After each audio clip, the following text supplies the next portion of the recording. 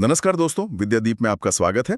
आज हम 3 current affair की प्रमुख घटनाओं को विस्तार से समझेंगे। तो चलिए, सवाल यह है कि हाल ही में निपाह वायरस के फैलने की चिंता को लेकर किस देश ने भारत से पशु उत्पादों के आयात पर, मतलब इंपोर्ट पर, रोक लगा दी है। विकल्प है ए कजाकिस्तान, बी किर्गिस्तान, सी उज्बेकिस्तान या फिर डी ताजिकिस्तान। हाँ, तो देखिए इसका सही जवाब है किर्गिस्तान। किर्गिस्तान, ओके जी, और इससे जुड़ी कुछ खास बातें हैं जो हमें याद रखनी चाहिए। सबसे पहली बात तो ये कि किर्गिस्तान ने भारत से आने वाले मांस और जो दूसरे पशु उत्पाद हैं, हाँ, उन पर तात्कालिक रोक लगा दी है। और इसका कारण जैसा हमने सवाल में बताया, निपाह वायरस है। हाँ, बिल्कुल। निपाह वायरस का संक्रमण न फैले, इसीलिए ये एक तरह का एहतियाती कदम, एक प्रिकॉशनरी मेजर उठाया गया है। समझ गया। और किर्गिस्तान से हमारे संबंधों पर कोई और जानकारी? जी, एक बहुत महत्वपूर्ण तथ्य है कि भारत और किर्गिस्तान के बीच खंजर नाम का एक संयुक्त युद्धाभ्यास भी होता है। अच्छा, खंजर? ये याद रखने वाली बात है। जी, चलिए, स्वास्थ्य सुरक्षा से अब आगे बढ़ते हैं वैश्विक अर्थव्यवस्था की तरफ। मतलब ये जानना भी दिलचस्प है कि दुनिया में रहना कितना महंगा हो गया है। तो एक रिपोर्ट आई है नूम्बियो की, कॉस्ट ऑफ लिविंग इंडेक्स 2026।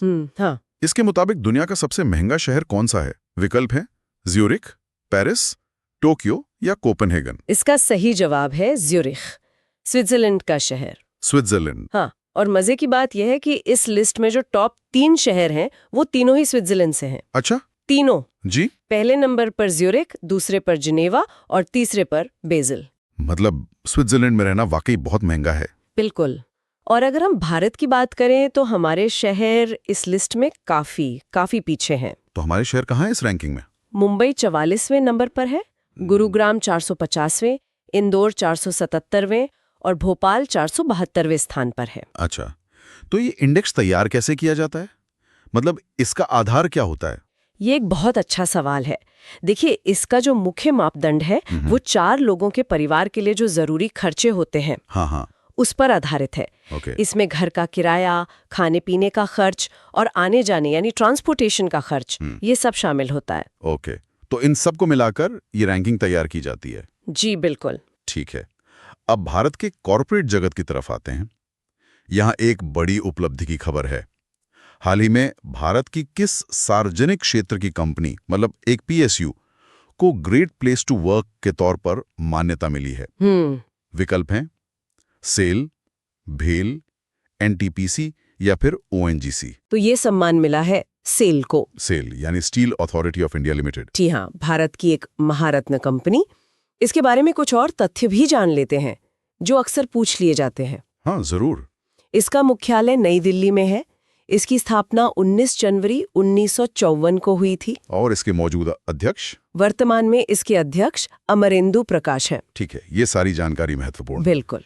तो एक बड़ी कंपनी की उपलब्धि के बाद अब देश के लिए एक बड़ी उपलब्धि की बात करते हैं जो हमारे पर्यावरण से जुड़ी है। हाँ। हाल ही में पटना पक्षी अभयारण्य को रामसर आर्द्र भूमि यानी रामसर वेटलैंड का दर्जा दिया गया है। जी। सवाल ये है कि ये अभयारण्य किस राज्य में है? और जैसा मैंने पहले कहा, नाम से कंफ्यूज नहीं होना है। हाँ, ये नाम थोड़ा धोखा दे सकता है। विकल्प हैं बिहार, मध्य प्रदेश, उत्तर प्रदेश या राजस्थान। तो इसका सही जवाब है उत्तर प्रदेश। उत्तर प्रदेश। जी, ये पटना पक्षी अभयारण्य उत्तर प्रदेश के एटा जिले में है। अच्छा, एटा जिले में। और इसके रामसर स्थल बनने से क्या खास हुआ है? इसके साथ ही ये उत्तर प्रदेश का 11वां रामसर स्थल बन गया है। 11वां? और भारत में कुल कितने हो गए हैं अब? इस नई घोषणा के बाद भारत में रामसर साइट्स की कुल संख्या बढ़कर 98 यानी 98 हो गई है। 98? वाह। जी। और एक और जानकारी इसी से जुड़ी है। हाँ। कि गुजरात के छारी ढांड को भी एक नई वेटलैंड साइट घोषित किया गया है। अच्छा, तो एक और नई साइट। बहुत बढ़िया। आपने रामसर साइट का जिक्र किया। क्या आप संक्षेप में बता सकती हैं कि इसका मतलब क्या है? जरूर। देखिए, रामसर कन्वेंशन एक अंतर्राष्ट्रीय संधि है, एक ट्रीटी है जो आर्द्र भूमियों यानी वेटलैंड्स के संरक्षण और उनके सही इस्तेमाल के लिए बनाई गई है। तो ये दर्जा मिलना एक बड़ी बात है, बहुत बड़ी बात है। जब किसी साइट को रामसर का दर्जा मिलता है तो उसे अंतर्राष्ट्रीय महत्व का माना जाता है और उसके संरक्षण पर फिर विशेष ध्यान दिया जाता है। ये उस जगह की जैव विविधता मतलब बायोडायवर्सिटी के लिए एक बड़ी उपलब्धि होती है। बहुत ही अच्छी जानकारी। तो पर्यावरण के बाद अब बात करते हैं हमारी सांस्कृतिक धरोहर की। जी। यूनेस्को की विश्व धरोहर सूची के लिए भारत की तरफ से एक नामांकन भेजा गया है, जिसे डायमंड ट्रायंगल कहा जाता है। ये बौद्ध धर्म से जुड़े स्थल हैं। आपको बताना है कि ये किस राज्य में स्थित हैं: ओडिशा, पश्चिम बंगाल, गुजरात या कर्नाटक। तो ये डायमंड ट्रायंगल ओडिशा में है। ओडिशा में। इसमें कौन कौन से स्थल आते हैं? इसमें 3 बहुत ही प्राचीन बौद्ध केंद्र शामिल हैं: रत्नगिरी, ललितगिरी और उदयगिरी। रत्नगिरी, ललितगिरी और उदयगिरी। जी, ये तीनों स्थल ओडिशा के जाजपुर और कटक जिलों में फैले हुए हैं। अच्छा, और इनकी कोई और खास बात? इनकी एक और खास बात यह है कि यहाँ बौद्ध धर्म के जो तीनों प्रमुख संप्रदाय हैं, हीनयान, महायान और वज्रयान, उन तीनों का संगम देखने को मिलता है। हाँ, तो अभी इनका स्टेटस क्या है यूनेस्को में? फिलहाल इन्हें यूनेस्को की अस्थायी सूची यानी टेंटेटिव लिस्ट में शामिल किया गया है। मतलब ये विश्व धरोहर बनने की प्रक्रिया का पहला कदम है। बिल्कुल सही। ये तो वाकई भारतीय संस्कृति और इतिहास के लिए एक बड़ी खबर है। चलिए, अब राजनीति के क्षेत्र की एक महत्वपूर्ण घटना पर आते हैं। जी। महाराष्ट्र के इतिहास में पहली बार एक महिला उप मुख्यमंत्री बनी है। तो सवाल है कि महाराष्ट्र की पहली महिला उप मुख्यमंत्री के रूप में किसे नियुक्त किया गया है? विकल्प है सुनेत्रा पवार, रश्मि ठाकरे, वर्षा गायकवाड़ या नीलम गोरे। इसका सही जवाब है सुनेत्रा पवार। सुनेत्रा पवार। जी, वो राष्ट्रवादी कांग्रेस पार्टी यानी एनसीपी से है। पूर्व डेप्यूटी सीएम अजीत पवार के निधन के बाद उन्हें इस पद पर नियुक्त किया गया है। और जैसा कि मैंने कहा, ये एक ऐतिहासिक नियुक्ति है। बिल्कुल, वो महाराष्ट्र में ये पद संभालने वाली पहली महिला है। ये इतिहास बन गया है। निश्चित रूप से। चलिए, अब एक और महत्वपूर्ण सरकारी नियम की बात करते हैं, जो सीधे तौर पर हम सभी से और हमारे पर्यावरण से जुड़ा है। अच्छा। केंद्र सरकार ने ठोस अपशिष्ट प्रबंधन नियम 2026 मतलब सॉलिड वेस्ट मैनेजमेंट रूल्स को अधिसूचित किया है। सवाल यह है कि ये नए नियम किस तारीख से लागू होंगे? ये बहुत जरूरी सवाल है। विकल्प है 5 जून 2026, 1 अप्रैल 2026, 2 अक्टूबर 2026 या 31 मार्च 2027। ये नए नियम 1 अप्रैल 2026 से पूरे देश में प्रभावी हो जाएंगे। 1 अप्रैल 2026 से? जी, और ये जो नियम है, ये पुराने 2016 के नियमों की जगह लेंगे। अच्छा, तो इन नए नियमों का लक्ष्य क्या है? इन नए नियमों का एक बड़ा लक्ष्य भारत को चक्रीय अर्थव्यवस्था यानी सर्कुलर इकोनॉमी की ओर ले जाना है। चक्रीय अर्थव्यवस्था मतलब? और रीयूज करना। तो इन नए नियमों के तहत कचरे के मैनेजमेंट में क्या कोई बड़ा बदलाव आएगा? हाँ, सबसे बड़ा बदलाव ये है कि अब कचरे को स्रोत पर ही मतलब हमारे घरों और दफ्तरों में ही 4 अलग-अलग श्रेणियों में बांटना अनिवार्य होगा। 4 श्रेणियां? हाँ जी। कौन कौन सी? जी, ये 4 श्रेणियां हैं। पहला गीला कचरा, दूसरा सूखा कचरा, तीसरा सैनिटरी वेस्ट और चौथा विशेष कचरा। विशेष कचरा मतलब? विशेष कचरे में पेंट, पुरानी दवाइयाँ, बैटरी जैसी चीजें आएंगी। अच्छा, तो इससे कचरे का निस्तारण आसान हो जाएगा? बहुत आसान हो जाएगा। ये तो बहुत ही जरूरी कदम है।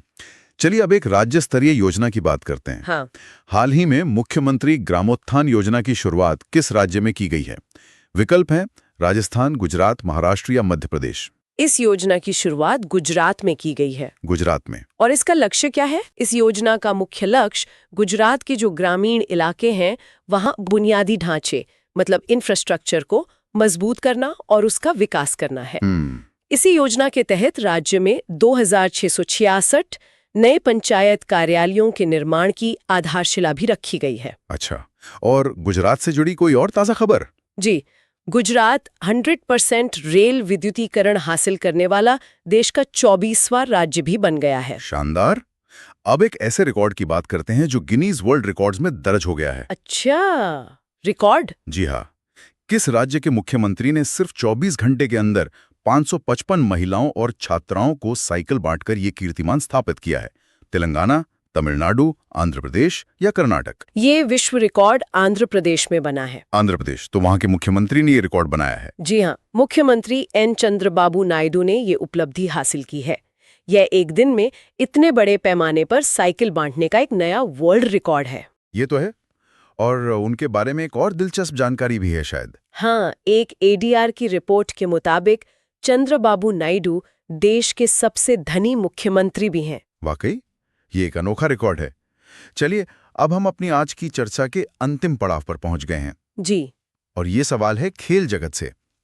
साल का पहला ग्रैंड स्लैम ऑस्ट्रेलियन ओपन 2026, इसमें महिला एकल का खिताब किसने जीता है? Aryna Sabalenka, Iga Swiatek, Elena Rybakina या कोको गॉफ? ऑस्ट्रेलियन ओपन 2026 का महिला एकल खिताब एलेना रेबाकीना ने जीता है। एलेना रेबाकीना जी। और जैसा कि आपने बताया, ऑस्ट्रेलियन ओपन साल का पहला ग्रैंड स्लैम होता है। हाँ, तो टेनिस में कुल 4 ग्रैंड स्लैम होते हैं ना? बिल्कुल। जो श्रोता नहीं जानते उन्हें बता दें कि टेनिस में 4 बड़े टूर्नामेंट होते हैं जिन्हें ग्रैंड स्लैम कहते हैं। और इनका क्रम क्या रहता है? इनका क्रम है सबसे पहले ऑस्ट्रेलियन ओपन, फिर फ्रेंच ओपन, उसके बाद विंबलडन और साल के अंत में यूएस ओपन। बहुत खूब।